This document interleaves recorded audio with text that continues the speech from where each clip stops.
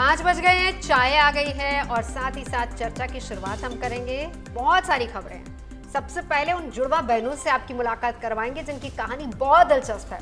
एक साथ जन्मी, एक साथ मेडिकल की पढ़ाई की और परीक्षा में उनके बिल्कुल एक जैसे नंबर आए हैं। क्या है इन सूरत की दो बहनों की कहानी? मिलेंगे हम तो पूछेंगे उनसे।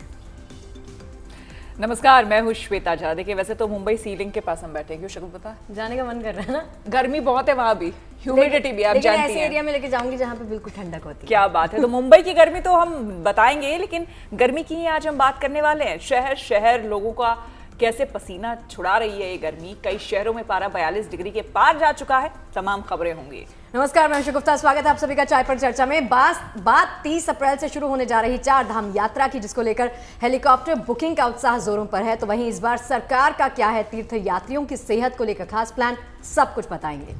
नमस्कार, मैं हूं आपके साथ गीतिका पंत। तो बात अमेरिकी वैज्ञानिकों के उस ऐतिहासिक उपलब्धि की भी करेंगे जिसमें उन्होंने 13,000 साल बाद भेड़िए की विलुप्त प्रजाति डायरवुल्फ को दोबारा जन्म दिया। नमस्कार, मैं हूं आपके साथ पूजा पराशर। कैब में सामान छोड़ने वालों को लेकर उबर की हालिया रिपोर्ट भी आगे आपको दिखाएंगे और ये सब भी आपको बताएंगे उसकी कैब में अपना सामान छोड़ने के मामले में कौन सा शहर है नंबर 1।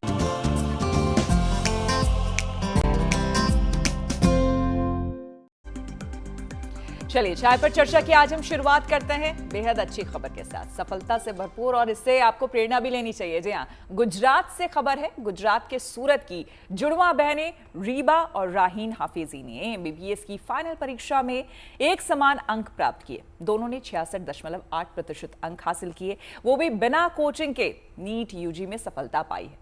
राहीन का रुझान सर्जरी में है, जबकि रीबा इंटरनल मेडिसिन में रुचि रखती हैं। उनकी माँ गुलशाद बानो एक टीचर हैं और उन्होंने अकेले ही दोनों को पाला है। इन बहनों का लक्ष्य था कि अपने परिवार में वो पहली डॉक्टर बने। रीबा को 97वां परसेंटाइल मिला है, जबकि राहीन को 97.7वां परसेंटाइल मिला है। जी हाँ, राहीन बताती हैं कि उनके मामा जी डॉक्टर हैं और उन्हीं से प्रेरणा लेकर उन्होंने मेडिकल की पढ़ाई करने का फैसला किया। बचपन में हमारे लगभग एक जैसे नंबर आते थे क्योंकि हम हमेशा साथ में पढ़ाई करते थे। JMERS में वे एक ही हॉस्टल के कमरे में रहती हैं और साथ में क्लास अटेंड भी करती हैं। और रीबा और राहीन दोनों हमारे साथ जुड़ गई हैं। सबसे पहले आप दोनों को ढेर सारी बधाई हमारी तरफ से, पूरी हमारी GNT की टीम की तरफ से। रीबा, राहीन, थैंक यू सो मच। बहुत खुशी हुई हमें ये जान के कि हमारे इतने सारे वेल विशर्स हैं। Thank you to the entire good news team. अच्छा, रीबा कौन है, राहीन कौन है, ये जानना बहुत जरूरी है। मैं रीबा हूँ और ये मेरी ट्विन सिस्टर राहीन है। बहुत बढ़िया। अच्छा, हमने ना बचपन में बड़ी जुड़वा बहनों की, भाइयों की फिल्में देखी हैं। उनमें ये सब होता था कि एक कुछ कर रहा है तो वो ऑटोमेटिकली दूसरा भी कर लेता था, लेकिन नंबर एक जैसे आना वो हमने पहली बार सुना है। नहीं, हमारा पहले से ही मतलब स्कूल लाइफ से ही एकेडमिक्स तो सेम ही रहा है क्योंकि IQ सेम है। कुछ भी डाउट्स हो, कंफ्यूजन हो तो वो दोनों एक दूसरों को हम ऐसे एक्सप्लेन कर देते थे और उससे हमें बहुत अच्छा रहता था स्टडीज में। अच्छा, ये बताइए, आप लोगों का खाने पीने का टेस्ट भी एक जैसा है क्या? हाँ, खाने में तो देखो हम सूरती है तो टेस्ट तो हमारा खाने पीने में बेस्ट ही है। ठीक है। हॉबीज भी एक जैसी हैं? हॉबीज थोड़ी सी स्लाइड डिफर करती है, तो कुछ डिफरेंस है। अच्छा, लेकिन ये बताइए कि ठीक है, जुड़वा बहनें, ये तमाम चीजें देखिए सुनने में बड़ी ड्रीमी लगती है, मतलब ऐसा अमूमन होता नहीं है। लेकिन ये मुझे बताइए कि शुरू से ही, वाकई बचपन से, चूंकि आप लोग साथ ही ऑफ कोर्स रही है, पली बड़ी है, तो शुरू से ऐसा था कि आप दोनों को ही डॉक्टर बनना था? कभी तो किसी के मन में ख्याल आया होगा कि नहीं मुझे कुछ और बनना है? रीबा, वैसे स्टार्टिंग में हमें ऐसा ड्रीम तो नहीं था क्योंकि तब हमारा ऐसे स्कूल में इतना कुछ मतलब इंटरनेशनल स्कूल नहीं थी, बेसिक ही था, तो उसमें हम लोग ऐसे पढ़ाई पे फोकस करते थे। फिर बाद में साइंस लिया तो ऐसे सोचा कि गॉड का सबसे सुपीरियर क्रिएशन ह्यूमन है, तो फिर उसको एक्सप्लोर करने में ज्यादा मजा आएगा, ऐसा सोचा और फिर उसमें इंटरेस्ट बढ़ता गया साइंस में और फिर MBBS लेने का सोचा। उसमें तो राहीन, आपने ये सब रीबा को देखते हुए आपने भी ऐसा सोचना शुरू कर दिया या फिर रीबा ने बोला कि नहीं मैं पढ़ी हूँ तो तू भी पढ़? नहीं, ऐसा कुछ नहीं था। हम लोग का ऐसे जब हम छोटे थे, स्कूल में थे, तब तो मेरी मम्मी टीचर थी, तो हमें उस प्रोफेशन से बहुत अटैचमेंट था कि हम लोग मतलब हर इसमें खेलना भी, हम टीचर बनते थे, ऐसे कुछ फैंसी ड्रेस हो तो भी टीचर बनते थे, तो उस प्रोफेशन से बहुत अटैचमेंट था। बट जैसे ही हम लोग 10th में आए, थोड़ा मैच्योर हुए, तो हमें रियलाइज हुआ कि नहीं, साइंस इज बेटर, हमें उसमें इंटरेस्ट है, देन जूलॉजी में इंटरेस्ट है। अच्छा, तो ये बताओ दोनों कि विदाउट कोचिंग आपने ये किया है, इतनी बड़ी सक्सेस पाना, इतने नंबर्स पाना, ये कैसे पॉसिबल हुआ? इसमें देखिए, हमारा पहले से हम बहुत ही सिंसियर थे, ऐसे डेडिकेशन होना चाहिए और मोटिवेशन, और मम्मी से इंस्पायर होके, क्योंकि वो भी ऐसे, उन्होंने भी स्टडीज को कंटिन्यू रखा आफ्टर मैरिज भी, तो हमें उससे भी बहुत इंस्पिरेशन मिली है। अच्छा, वैसे ट्विंस ना आइडेंटिफाई करना बड़ा मुश्किल होता है, लेकिन रीबा और राहीन को हम इजीली आइडेंटिफाई कर कभी नाम नहीं पूछ लिए स्टार्टिंग में कौन है, लेकिन काफी इजीली हम आपको आइडेंटिफाई कर सकते हैं। तो कितने मिनटों का फर्क है आप दोनों में? 2 मिनट्स।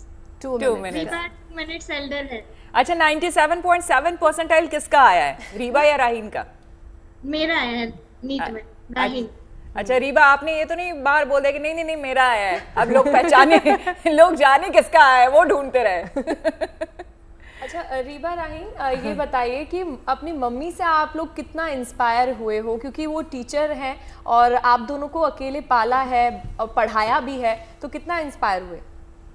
देखिए, ये तो बताना बहुत मुश्किल है, क्योंकि इतने छोटे से टाइम में हम मम्मी का इतना सारा स्ट्रगल तो नहीं बता सकते आपको, बट जस्ट ग्लिम्स देते हैं कि जर्नी सपोर्ट रहा है, इंस्पायर किया है उन्होंने हमें पढ़ने के लिए, और अभी तक की जो भी अचीवमेंट्स हमारी, हम सारी अपनी मम्मी को और अपने नाना नानी को डेडिकेट करते हैं। क्या बात तो इससे आप समझ सकते हैं कि हम कितना, मतलब यू कांट एक्सप्लेन। मम्मी का रिएक्शन क्या था जब आप दोनों के मार्क्स आए तो?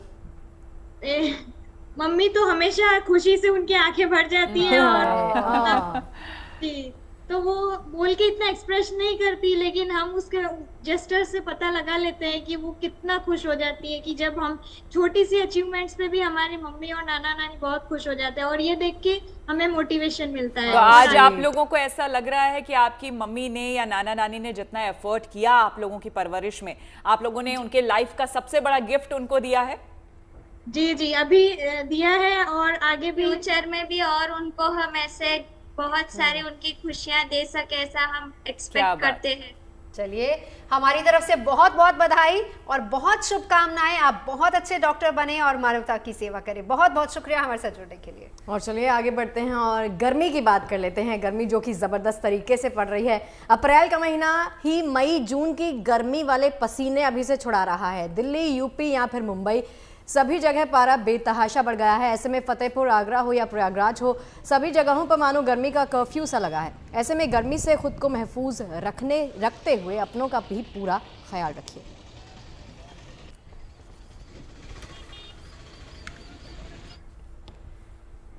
घर से निकलो, ऑफिस पहुंचो, किसी से भी बात कर लो, इनसे ही सबसे बात कर लो। पहली बात ये होती है, हेलो का जवाब बाद में आता है, पहले ही होता है बहुत गर्मी है, पानी पिला दो, पानी है ना, ये रिएक्शन होता है सबका। क्यों?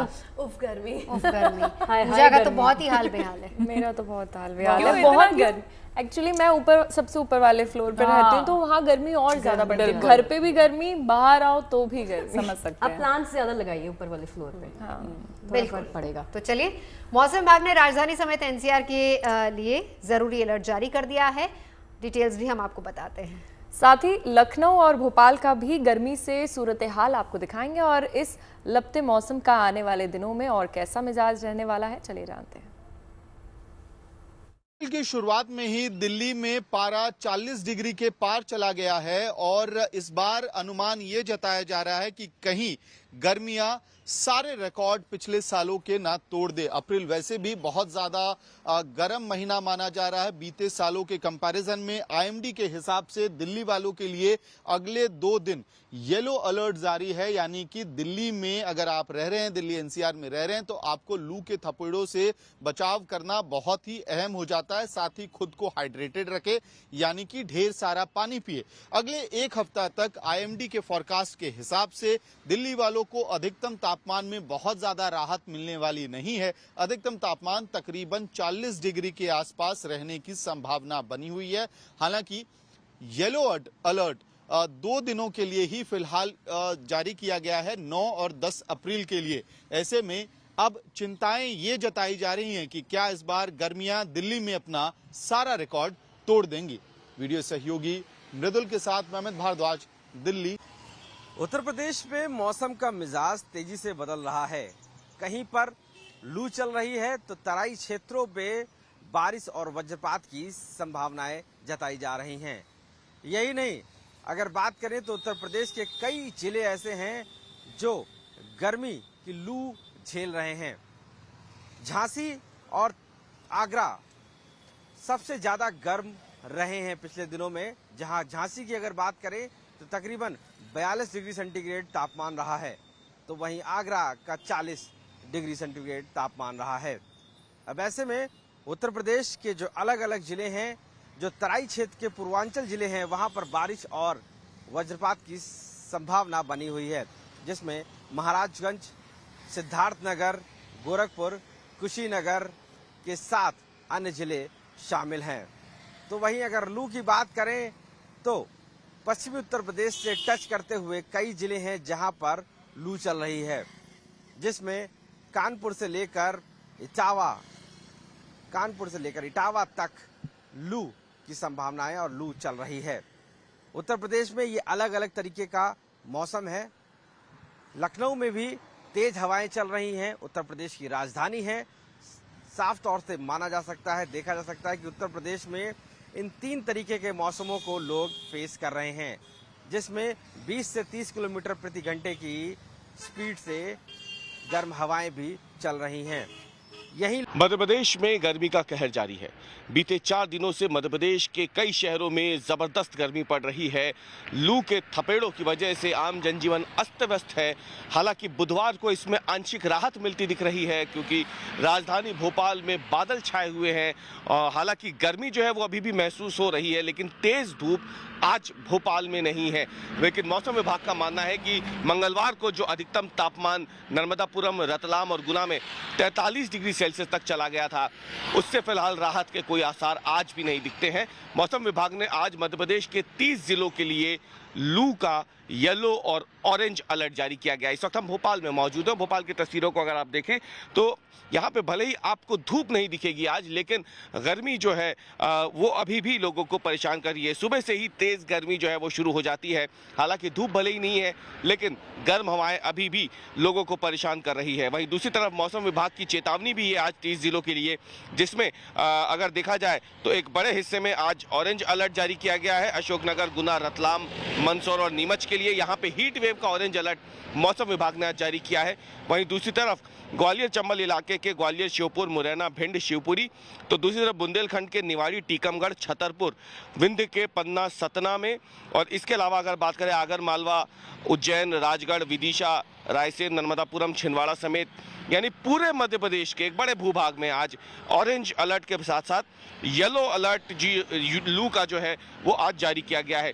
मौसम विभाग के मुताबिक जिस तेजी से इस बार मध्य प्रदेश में गर्मी आई है अप्रैल के महीने में ही, इसकी एक बड़ी वजह राजस्थान से आने वाली हवाएं हैं, जिसकी वजह से मध्य प्रदेश का मौसम काफ़ी ज़्यादा शुष्क बना हुआ है और फिलहाल इससे राहत के आसार नहीं है। मौसम विभाग के मुताबिक गर्मी इस बार सिर्फ शुरू ही हुई है अभी अप्रैल में, अभी इसका असली असर दिखना बाकी है। 15 अप्रैल के बाद मध्य प्रदेश के एक बड़े हिस्से में ज़बरदस्त लू का असर जो है देखने को मिलेगा।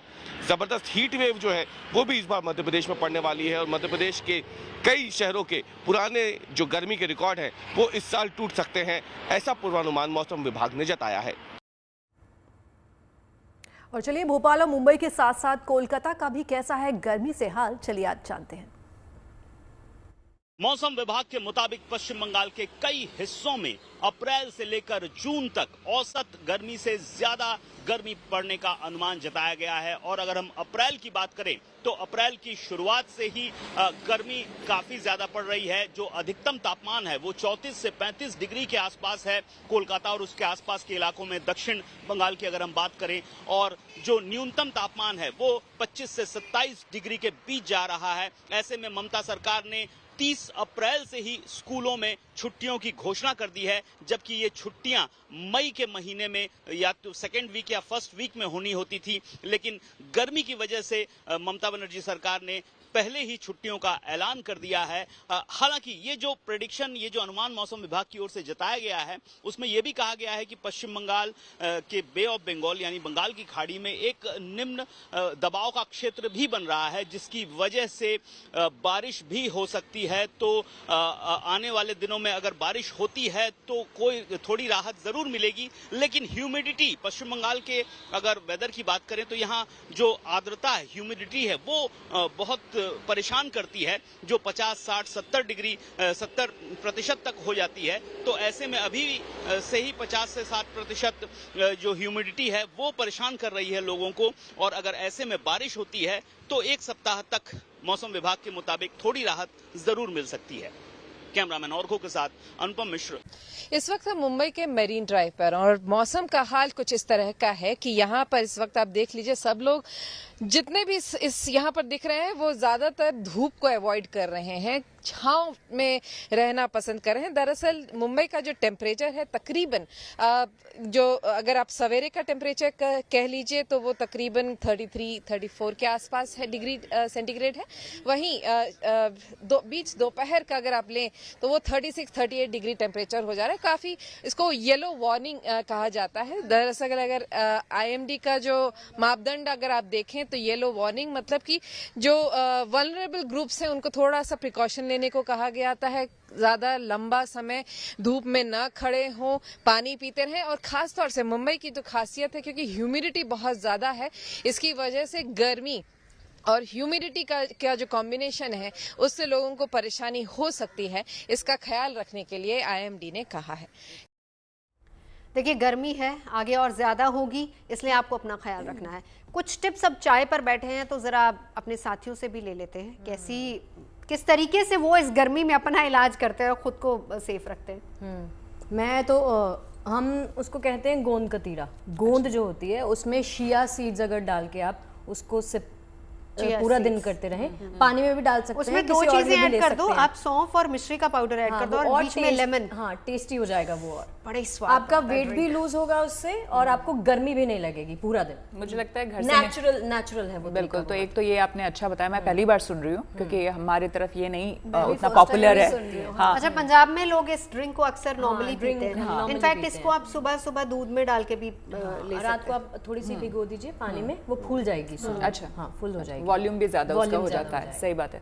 और अगर बिहार की बात करें, क्योंकि वहां से आती हो, तो वहां सत्तू का बहुत चलन है। तो सत्तू के बहुत सारे ड्रिंक्स बनते हैं, तो उसको आप नमकीन भी पी सकते हैं, आप मीठा भी पी सकते हैं आइस डाल करके, और दोनों वो फिलिंग भी होता है। और सुबह अगर आप पी करके निकले घर से, जो धूप में जा रहे हैं, तो वो धूप से भी बचाता है और रिच इन प्रोटीन। ये तो पीने की बात हुई। अगर खाने की बात करें तो मुझे लगता है गर्मी जितना लाइट खाएं उतना ज्यादा अच्छा है। तो कर्ड राइस मुझे बहुत पसंद है। आपने कर्ड राइस, कर्ड में राइस मिलाया और उसके बाद उसमें खीरा आप उसे करके कर दीजिए, या फिर उसमें आप थोड़ा सा तड़का लगा दीजिए करी पत्ते का, अच्छा टेस्ट भी आता तो है। बहुत अच्छा है। मथुरा वाले कैसे गर्मी दूर करते हैं? इन सब के अलावा जो बचा फ्रूट्स खा लो, सबसे बेस्ट। और ये तो वही हमारी आइसक्रीम भी पसंद है। आइसक्रीम, ये तो वही हमारी सलाह, डॉक्टरों की सलाह भी देख लीजिए जरा।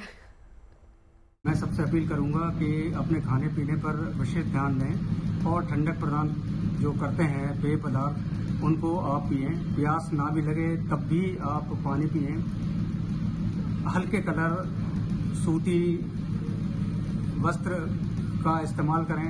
अगर अधिक गर्मी है, दिन में 12 बजे से 3 बजे तक विशेषकर ज़्यादा धूप रहती है, उस दौरान आप बाहर ना निकलें।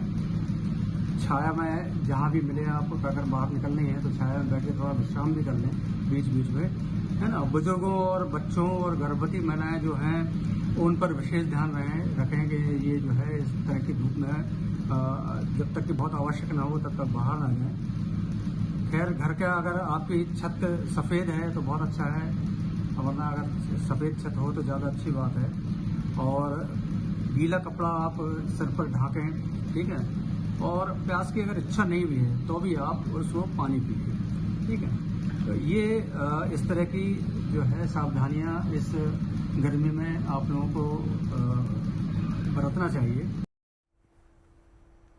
तो देखिए, हमारे टिप्स और डॉक्टर के टिप्स सब आपने सुन लिए, लेकिन देखिए गर्मी का चूंकि मौसम है, हर किसी को परेशान कर रहा है। इस परेशानी से राहत पाने के लिए इंसान भी पूरे मनोभाव के साथ न केवल भगवान से गुहार लगा रहा है, बल्कि उनको भी गर्मी से बचाने के लिए भक्ति से भरा सिंबॉलिक तरीका दर्शा रहा है। जी हाँ, कैसे वृंदावन के बांके बिहारी मंदिर और अकोला के एक ऐतिहासिक मंदिर में अपने अपने आराध्यों को गर्मी की तपिश से राहत पहुंचाई जा रही है, इन तस्वीरों में देखिए।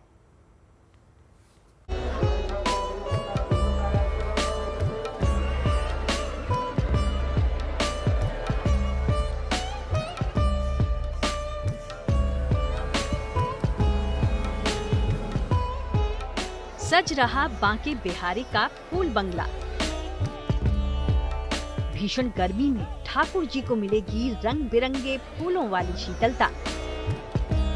फूलों का ये अलौकिक संसार सजा है वृंदावन के भगवान बांके बिहारी मंदिर में। यहाँ जब जब गर्मी की तपिश बढ़ती है तो भगवान को इससे बचाने के लिए फूल बंगला सजाया जाता है। मान्यता है कि अलग अलग किस्म के फूल बांके बिहारी को शीतलता प्रदान करते हैं। खास बात ये भी है कि अब ठाकुर जी गर्भगृह से बाहर आकर जगमोहन बरामदा में विराजमान होकर भक्तों को दर्शन देंगे। आज चैत्र शुक्ल एकादशी से प्रभु बांके बिहारी के जो मंदिर है उसमें फूल बंगला सजने का आयोजन शुरू हो जाता है और ये हरियाली अमावस तक निरंतर चलेगा। तो जो फूल बंगला है ये आज से शुरू होता है और इसमें तमाम तरह के फूल हैं वो लगाए जाते हैं और ये फूल 4 जगह से आते हैं। तो जो रायबेल है, इसमें लिली का फूल है और गेंदा का फूल है, गुलाब का फूल है, कमल का फूल है, ये सारे फूल इसमें लगाए जाते हैं।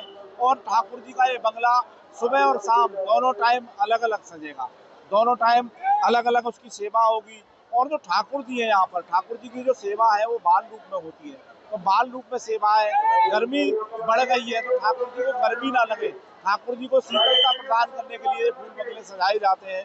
और स्वामी हरदास जी ने सबसे पहले जब फूल बंगला सजाया था ठाकुर जी का तो वो रायबेल थी। रायबेल से जब ठाकुर जी ने कहा हे स्वामी जी मुझे गर्मी लग रही है, तो ठाकुर जी को रायबेल से फूल बंगला सजाया गया था सबसे पहले। उसके बाद अब ठाकुर जी को निरंतर ये फूल बंगले सजाए जाते हैं और ये हरियाली अमावस तक फूल बंगले सजाए जाएंगे। नंदलाल को गर्मी से बचाने के लिए फूल बंगला 100 दिन से ज्यादा तक सजेगा। हर दिन कई क्विंटल देसी और विदेशी फूलों से फूल बंगला डेकोरेट किया जाता है। कामदा एकादशी से बांके बिहारी मंदिर में ये साज सजावट शुरू हो जाती है। मान्यता है कि फूल बंगला सजाने की शुरुआत स्वामी हरिदास जी ने की थी। तपती गर्मी से खुद को बचाने के लिए बांके बिहारी से भक्तों की ऐसी गुहार उनके प्रतीकात्मक भक्तिभाव को पेश कर रही है। तो वहीं महाराष्ट्र के अकोला में भी इस वक्त तापमान 44 डिग्री के पार ही है। ऐसे में यहाँ के ऐतिहासिक श्री संत गजानन महाराज मंदिर में भक्तों ने भगवान के लिए एसी और कूलर की व्यवस्था की है। अपने आराध्य को इस विकट गर्मी से राहत देने की ये कोशिश भक्तों की उस आस्था को दर्शाती है जिसमें वो ईश्वर को भी अपने परिवार का हिस्सा मानकर उनकी सेवा कर रहे हैं और खुद को भी गर्मी के प्रकोप से बचाने की भगवान से प्रार्थना कर रहे हैं। वृंदावन से मदन गोपाल शर्मा और अकोला से धनंजय बी साबले के साथ bureau report, good news today. देखिए 30 अप्रैल से चारधाम यात्रा शुरू हो रही है। ऐसे में तीर्थ यात्रियों का जोश हेलीकॉप्टर से यात्रा करने को लेकर भी देखा जा सकता है, लेकिन आस्था की बयार बहती रहे, ऐसे में सरकार की तरफ से इस बार तीर्थ यात्रियों की सेहत पर खास फोकस किया गया है। जी हाँ, आज हमारी इस रिपोर्ट में आप देखिए इस बार की चारधाम यात्रा शुरू होने से पहले ही श्रद्धालुओं का जबरदस्त जोश और सरकार का इस बार क्या है फिट इंडिया मंत्र। देखिए इस रिपोर्ट।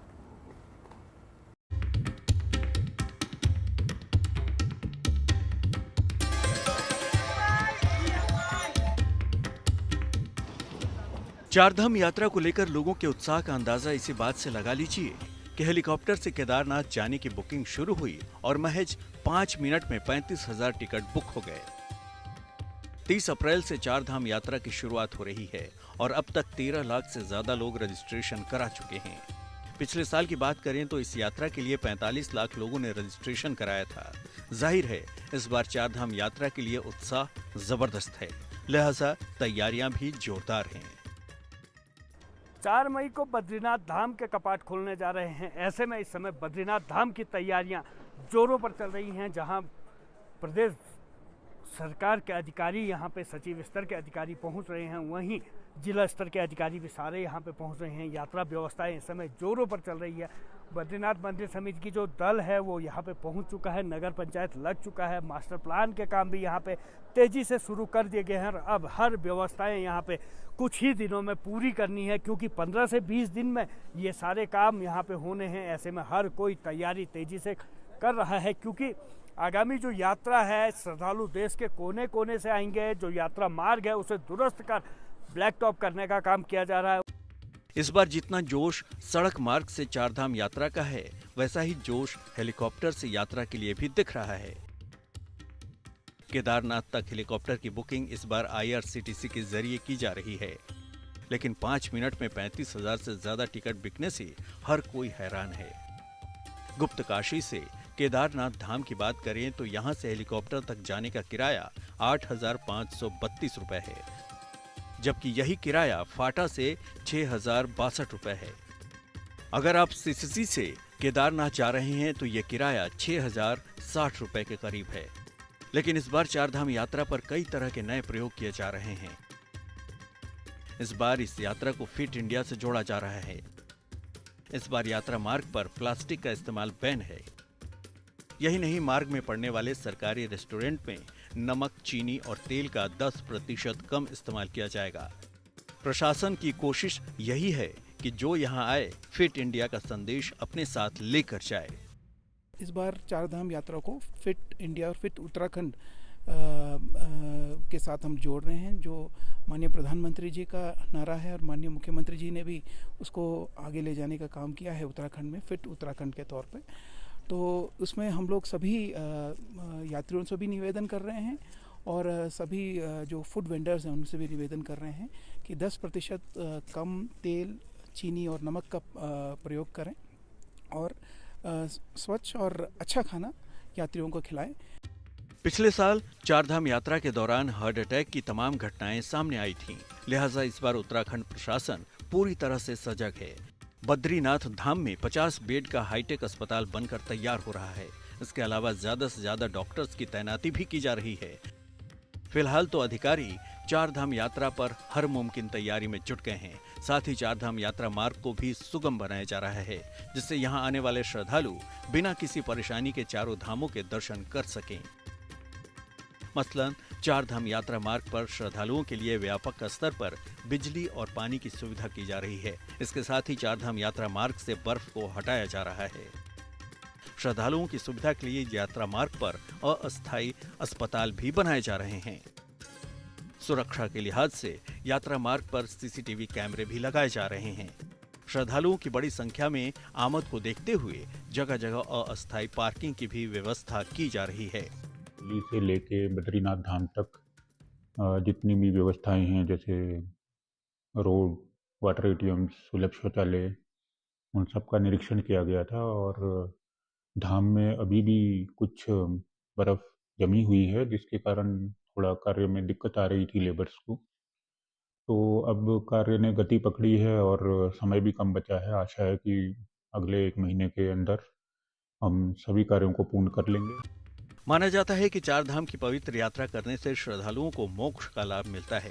ऐसे में इस साल भी 30 अप्रैल से शुरू हो रही इस पावन यात्रा में शामिल होने के लिए देश और दुनिया भर से लाखों श्रद्धालु देवभूमि उत्तराखंड पहुंचेंगे, जिसके लिए अब तक रिकॉर्ड संख्या में श्रद्धालुओं ने रजिस्ट्रेशन भी कराया है। चमोली से कमल नयन सिलोरी के साथ bureau report, good news today. और अब जो खबर हम आपको दिखाने जा रहे हैं वो हम सभी के सरोकारों से जुड़ी हुई है।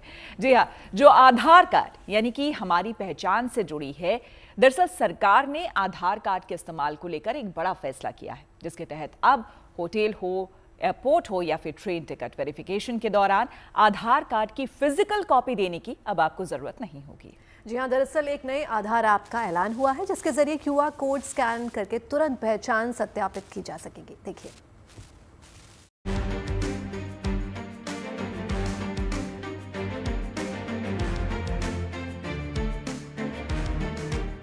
सिर्फ एक क्लिक और पल भर में हो जाएगा आपका आधार वेरिफिकेशन।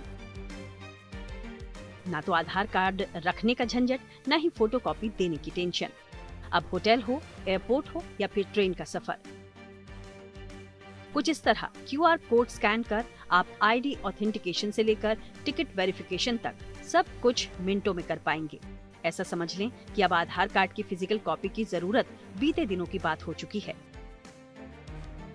केंद्रीय सूचना एवं प्रसारण मंत्री अश्विनी वैष्णव ने बताया कि इस नए ऐप के जरिए face ID authentication mobile app के जरिए होगा। अब फिजिकल आधार कार्ड या इसकी फोटोकॉपी लेकर घूमने की जरूरत नहीं होगी। यूजर्स अब एक QR कोड को स्कैन कर अपनी जरूरी जानकारी शेयर कर सकेंगे।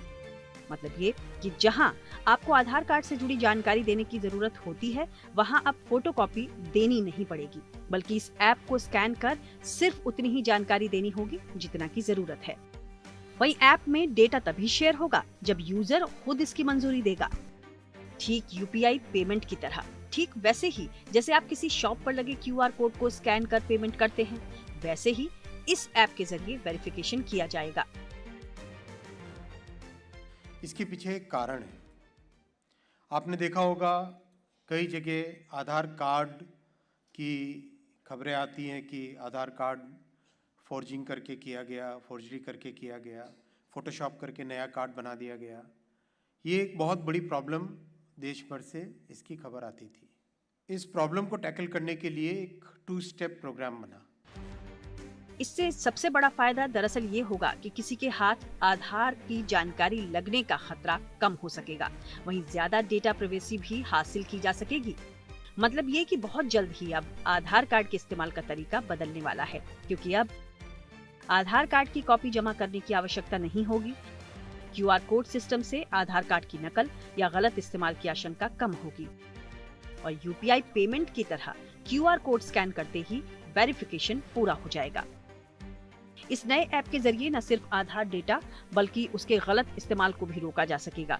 इसके अलावा आधार को फोटोशॉप करके गलत इस्तेमाल या फर्जी कार्ड बनाने जैसी हरकतों पर भी नकेल कसी जा सकेगी। फिलहाल ये सेवा अभी बीटा टेस्टिंग के चरण में है, लेकिन बहुत जल्द ये नया आधार ऐप आम लोगों के लिए शुरू कर दिया जाएगा। Bureau report, good news today. अमेरिकी वैज्ञानिकों ने इतिहास रचते हुए भेड़िए की विलुप्त प्रजाति डायर वुल्फ को दोबारा जन्म दिया है। अमेरिका के जलास की बायोटेक कंपनी कोलोसल बायोसाइंसेस ने इस कारनामे को अंजाम दिया। दरअसल कंपनी ने पुराने DNA क्लोनिंग और जीन एडिटिंग तकनीकों के सहारे 12,000 साल पहले विलुप्त हो चुके डायर वुल्फ प्रजाति के शावकों को जन्म दिया है। डायर वुल्फ बड़े ही शिकारी भेड़िए होते हैं और ये बड़े, अधिक ताकतवर और ठंडे इलाकों में रहने में सक्षम भी होते हैं और इनका सिर चौड़ा, जबड़ा मजबूत और फर घना सफेद होता है। अब ये डायर वुल्फ फिर से धरती पर लौटे हैं, देखिए।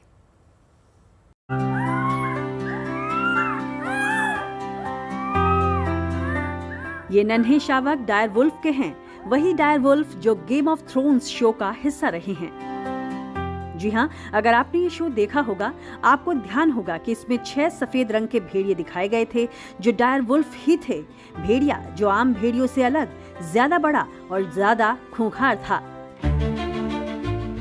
बिल्कुल सही सुना आपने, वही डायर वुल्फ जो आज से करीब 12,500 साल पहले तक उत्तरी अमेरिका के कनाडा, अमेरिका और मेक्सिको वाले इलाकों में और दक्षिण अमेरिका के वेनेजुएला में पाए जाते थे।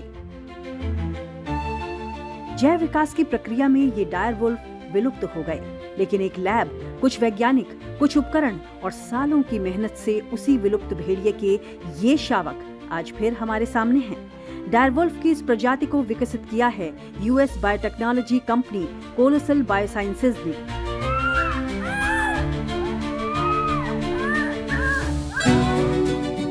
डायर वुल्फ के 2 जीवाश्मों का उपयोग किया गया।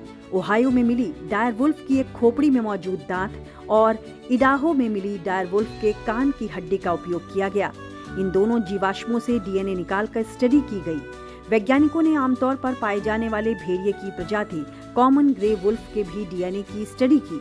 दोनों तरह के भेड़ियों के DNA को पढ़ने के बाद वैज्ञानिकों को समझ में आया कि इन भेड़ियों की 14 जीन्स में बदलाव किए जाएं तो डायर वुल्फ को जन्म दिया जा सकता है। वैज्ञानिकों ने एक आम भेड़िए की रक्त धमनियों से DNA निकाला और उसके 14 जीन्स में बदलाव किया। अब इससे वैज्ञानिकों ने 45 न्यूक्लियस को तैयार किया।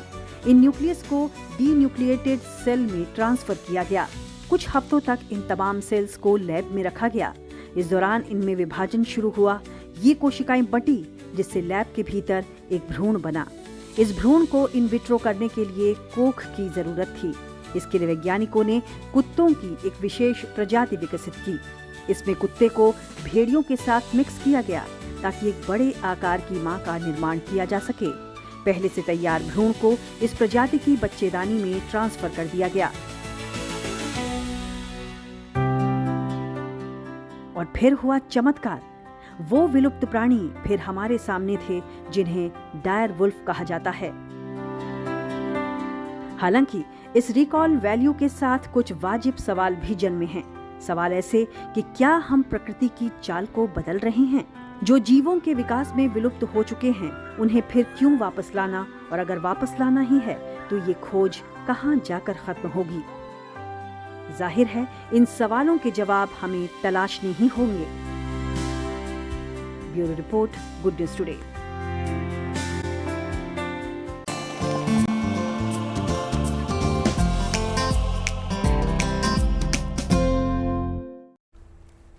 देखिए, अब जो खबर आपको हम बताने जा रहे हैं वो आपके भी काम की है और हम सब, मुझे लगता है, उससे रिलेट कर पाएंगे। उबर कैब सर्विस हम सभी इस्तेमाल करते हैं, चाहे पर्सनल यूज के लिए या फिर ऑफिशियल टूर में जब हम जाते हैं तब। देखिए, अब जो रिपोर्ट सामने आई है उसमें बताया गया है कि कंपनी ने ये जो रोचक जानकारी दी है उन लोगों को लेकर है, खास करके जो अपना सामान, कीमती सामान हो या फिर सामान्य, वो सब छोड़ आते हैं। अब ये बताइए आप लोग बताइए, आप लोगों के साथ कभी ऐसा हुआ है? साथ ही साथ आपको हम ये बताते भी जाएंगे, देखिए ग्राफिक्स के जरिए, कि वो कौन कौन से सामान है जो लोग छोड़ रहे हैं। शगुफ्ता, आप बताइए, कभी आपके साथ हुआ है? 2 बार हुई है। 2 बार येलो कलर की बॉटल छूट गई है, वाटर बॉटल। और वो किस वजह से? वजह भी जाननी जरूरी है। नहीं, ये जल्दबाजी में, नहीं, जल्दबाजी में मतलब मैं 2-3 बैग्स अक्सर कैरी करती हूँ, तो हैंड में आपकी बॉटल कैरी रहती है, तो वो साइड में रह गई तो वो रह गई। आई थिंक लड़कियों के साथ अंडरस्टूड है क्योंकि हमारे बहुत सामान होते हैं। गीतिका, मेरे साथ हुआ है, मेरे साथ 2 बार हुआ है, जैसा कि शगुफ्ता के साथ 2 बार हुआ है। मेरे साथ दोनों बार फोन मेरे कैब में छूटे, एक बार मुंबई में और एक बार दिल्ली में। मुंबई वाला तो मिल गया क्योंकि टैक्सी वाला वापस आपको दे जाता है जहाँ से आपको उसने ड्रॉप किया है, वापस है। लेकिन हाँ, दिल्ली वाला जो है उसका मिलना इम्पॉसिबल। वैसे मुंबई और गोवा में ये बहुत अच्छी चीज है कि एटलीस्ट आपकी चीजें आपको मिल जाती हैं। नहीं, दिल्ली एनसीआर में भी ऐसा है, मिल जाती हैं। कैब वाला बहुत अच्छा था, मेरे साथ हुआ था। शॉपिंग करके आई थी और एक बैग कैब में ही रह गया उसका। और वो हम लड़कियों को होता है ना, रात भर सपने आते हैं, कल ये पहनेंगे, कल ये पहनेंगे। बहुत रियलिस्टिक है। मेरे तो कपड़े यार मैं लेके तो ये भी आई थी, ये है ही नहीं। मैंने कॉल किया, उन्होंने फिर मुझे बोला कि कल मैं इस साइड आऊंगा तो आपको मैं दे दूंगा। और उन्होंने दिया, जब मुझे जहां पर छोड़ा था उन्होंने वहां पे दिया। काफी अच्छे सबके साथ हुआ है। ये भूलने की बीमारी जो है सिर्फ शहरों की नहीं, इंडिविजुअली सबके साथ हुआ होता है। और इसमें आपको बता दें, वो शहर का नाम आया है तो सबसे ज्यादा जहां पर लोग भूले हैं वो मुंबई है। आपको हम बता दें, इसमें आश्चर्य की बात यह है कि कई उबर यूजर्स अपने पीछे कुछ दिलचस्प चीजें छोड़ गए हैं, जैसे कि बालों का विग भी उसमें शामिल है, दूरबीन, गैस बर्नर स्टोव। और यही नहीं, क्योंकि गैस बर्नर स्टोव मुझे लगता है कि जो बाहर ट्रैवल करने जा रहे होंगे, विदेशों में जाते हैं, वो भी लेके जाते हैं।